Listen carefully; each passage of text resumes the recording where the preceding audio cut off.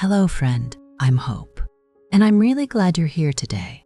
Welcome to English with Hope, a calm space for your mind and your heart. In this channel, you don't have to be perfect. You don't have to rush.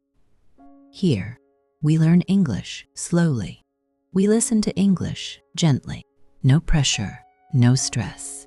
And here, you are not alone. Wherever you are in the world, I'm right here with you. So relax your shoulders, take a slow breath, and let's begin. Today's episode is about something that I think touches all of us, probably more often than we'd like to admit. It is about expectations. It is about the quiet, invisible pictures we carry inside us.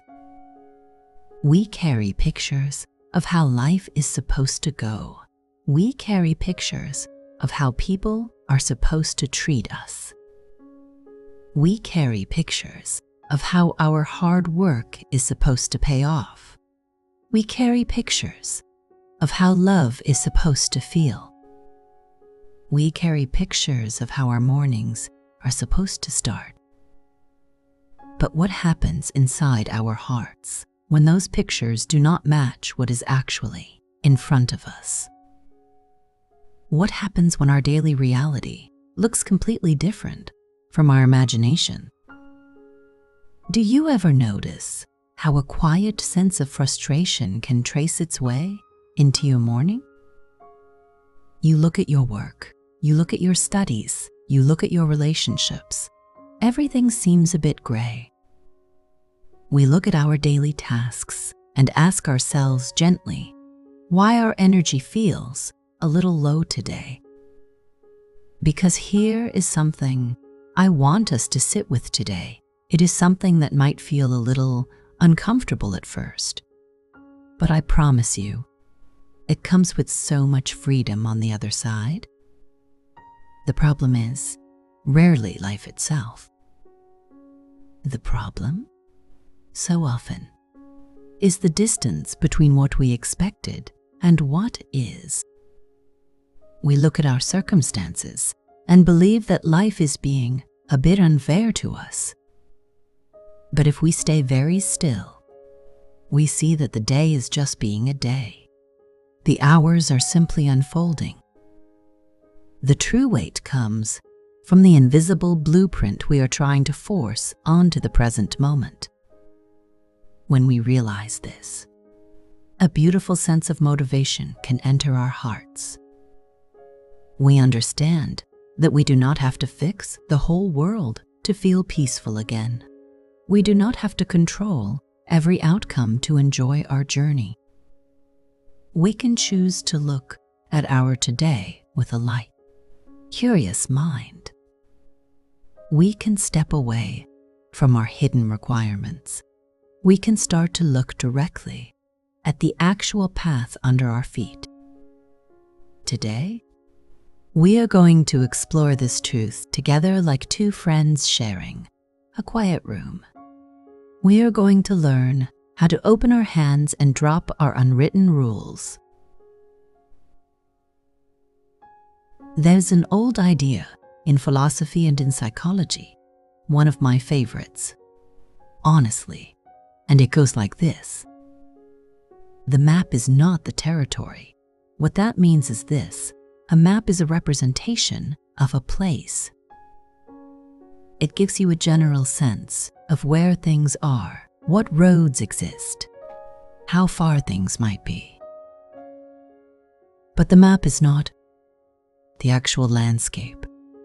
The map doesn't capture the unexpected detours, the beautiful shortcut through the woods, the road that washed away in the rain last spring. The map is just a drawing. The territory is the real thing. And we do this with life constantly. We draw maps in our minds, detailed, careful, emotionally invested maps of how things should unfold. We plan the route. We imagine the destination. We picture exactly how it will feel when we arrive. And then we step outside into the actual territory, and we discover that life has its own roads, its own timing, its own way of moving. Life never received your map. It was never given the instructions. It simply is unfolding in its own mysterious, imperfect, sometimes breathtaking way. And when we forget this, when we hold our mental map so tightly in demand that reality match it, that is when frustration takes root. That is when we start believing that life has let us down, that things are going wrong, that we are somehow behind or off course. But what if you weren't off course? What if you were just in the actual territory, the real, full, living version of your life, and the discomfort you were feeling was simply the surprise of how different it looks from the picture you drew? This is the first thing I want you to hold today. You are allowed to have hopes. You are allowed to set intentions and make plans, but hold them loosely. Hold them the way you would hold a firefly in your hands, gently, with open fingers, ready to let it move in ways you didn't expect. Your map is not your territory, and your territory might be more beautiful than anything you could have mapped. Here's something worth sitting with, something that, when I first really understood it, changed a great deal for me. Most of our expectations are not wishes, they are demands, silent, unspoken demands that we place on the world, on the people in our lives, and on ourselves. And the tricky part is that we rarely even realize we're making them. Think about it. When you expect someone you love to know what you need without you saying it, that is a demand. When you expect that working hard guarantees a particular outcome, that is a demand. When you expect that being a good person means life will be kind to you in return, that is a demand. These are understandable demands, human demands, but they are demands nonetheless. And here is what demands do. They create conditions for our happiness. They say, I will feel okay only if this happens. I will feel loved only if they do this. I will feel at peace only when life looks like this. And when those conditions go unmet, and life, being life, often doesn't meet them, we call what we feel disappointment. But what we're really experiencing is the pain of a demand being refused. I want to invite you to try something, not to stop caring, not to stop hoping, but to begin noticing. The next time you feel hurt, or let down, or frustrated, get curious. Ask yourself, what was I expecting here? What did I silently require from this situation, from this person, from myself? Because when you can name the expectation, you can start to work with it. You can ask, is this a hope or a demand? Is this something I communicated clearly, or something I assumed would just be understood? Is this expectation based on love or on fear? There is a world of difference between hoping something will go well and quietly requiring it to. One is an open hand reaching forward. The other is a closed fist, waiting to be disappointed. Catch your silent demands. Hold them up to the light. Some of them will dissolve just by being seen. I want to tell you something that I think is one of the most freeing truths I've ever come across, and I mean that sincerely. Most of the time, when we suffer, we are not suffering because of what happened. We are suffering because of the distance between what happened and what we believed should have happened. Think of two people going through the same difficult experience, maybe losing a job, or going through the end of a relationship, or facing a sudden change in plans. One person collapses under it. The other moves through it with something close to grace. It doesn't look like strength necessarily. It looks like acceptance, like rootedness. What is the difference between those two people? Almost always, it comes down to expectation. The first person had a very specific picture of what their life was supposed to look like, and this event shattered it. Every day they are comparing reality to the picture. Every day, reality loses. Every day, the pain deepens. The second person had learned, perhaps through their own hard seasons, not to hold the picture so tightly. They grieve. Yes, they feel the loss. Of course, but they are not comparing. They are simply in it, present with what is, rather than paralyzed by what isn't. This is not about pretending. Things don't hurt. Pain is real. Grief is real. Disappointment is real. But there is a difference between the natural, honest ache of something not going the way you hoped and the prolonged suffering of continuously measuring your life against a version of it that never existed. The comparison is the wound, not the circumstance. And here is the tender truth. You do not have to keep measuring. You are allowed, right now, in this moment, to put down the measuring stick, to stop comparing your life to the imagined one, to stop measuring yourself against who you thought you'd be by now, to simply be here in the life that is actually yours, and ask, what does this moment need from me? The suffering is in the gap, and the gap closes the moment you stop measuring. I know what some of you might be thinking right now. Something along the lines of, if I stop expecting things, doesn't that mean I've given up? Doesn't that mean I've settled? Doesn't that mean I just don't care anymore?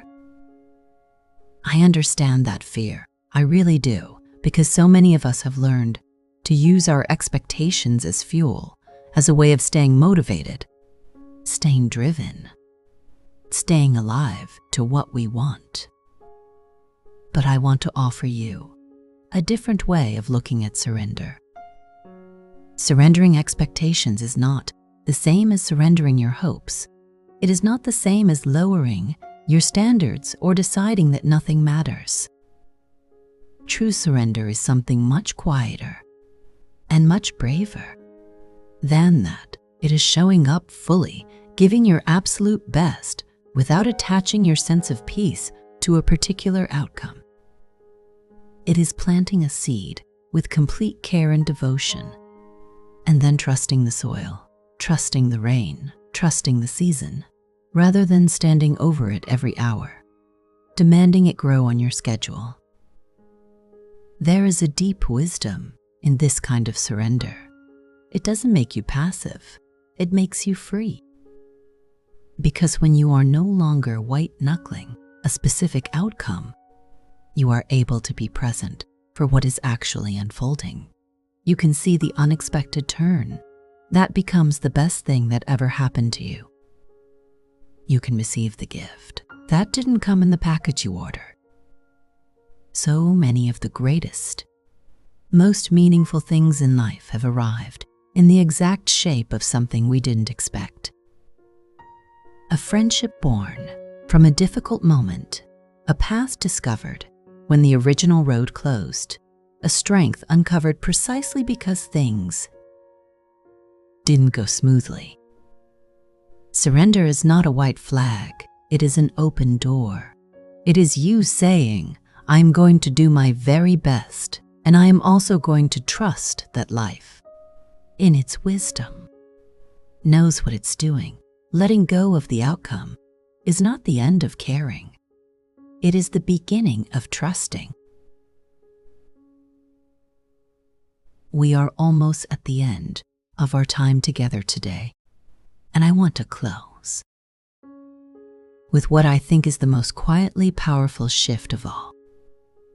We spend so much energy expecting things from life. We expect circumstances to be easier.